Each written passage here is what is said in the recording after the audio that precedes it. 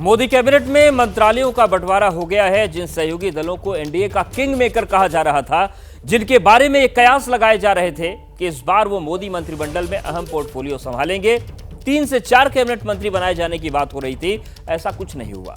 King maker वाले alliance के साथियों को एक एक कैबिनेट बर्थ मिली और जिसके बारे में खुले तौर पर मांग की जा रही थी वो मंत्रालय नहीं मिला।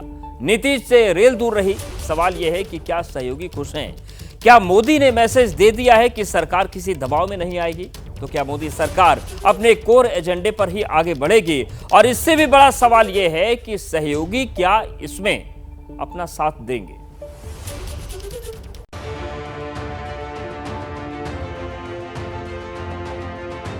मोदी सरकार में सहयोगियों को कितना सम्मान मिला?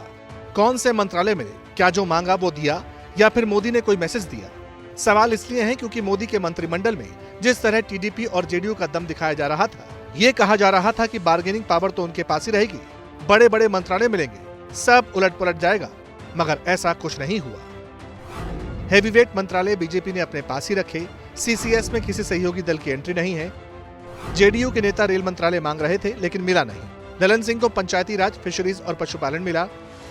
जेडीएस के एसडी कुमार स्वामी को भारी उद्योग, चिराग को फूड प्रोसेसिंग और माझी को एमएसएमई का पोर्टफोलियो। और तो और शिवसेना और आरएलडी का नाम टॉप 30 में नहीं है। कुल मिलाकर सहयोगी दलों को 5 कैबिनेट, 2 स्वतंत्र प्रभार और 4 राज्य मंत्री दिए गए। तो क्या इन प्रोफाइल से सहयोगी दल खुश हैं? हम एनडीए की सरकार हैं और सत्ता पक्ष में हैं।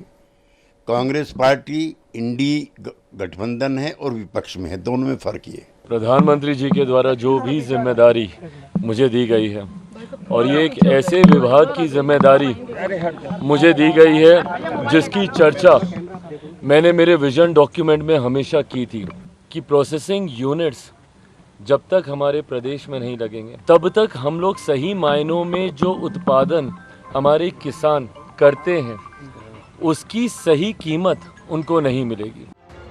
सधे हुए बयान तो कहीं आगे बढ़ने की बात, तो कहीं अगले कैबिनेट एक्सपेंशन का इंतजार, मतलब टीस तो है। इसीलिए विरोधी दल गठबंधन वाली सरकार में गठबंधन के साथियों के हाल पर सवाल उठा रहे हैं।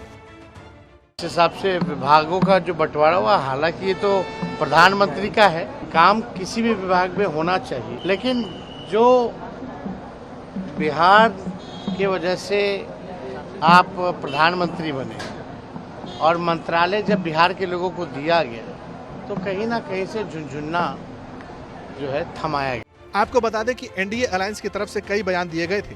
ये कहा गया था कि सरकार बनाना प्रायोरिटी है, मंत्रालय नहीं। लेकिन बाद में मंत्रालय, स्पीकर पद जैसे बातें होने लगी। मगर मोदी ने फिलहाल बता दिया कि वो सरकार तो ऐसे ही चलाएंगे। जैसे ही घड़ी का काटा दोपहर 2:30 पे आए, बबीता जी का दिल सास बहू साजिश के लिए मचल जाए। और ये है इनकी बहू, पूरे दिन ऑफिस की टेंशन हो जाए गॉन जब ये करें अपना फेवरेट शो फ्री टाइम पे ऑन।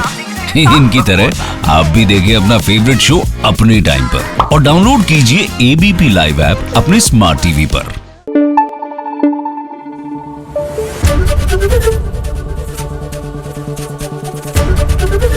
एबीपी न्यूज आपको रखे आगे।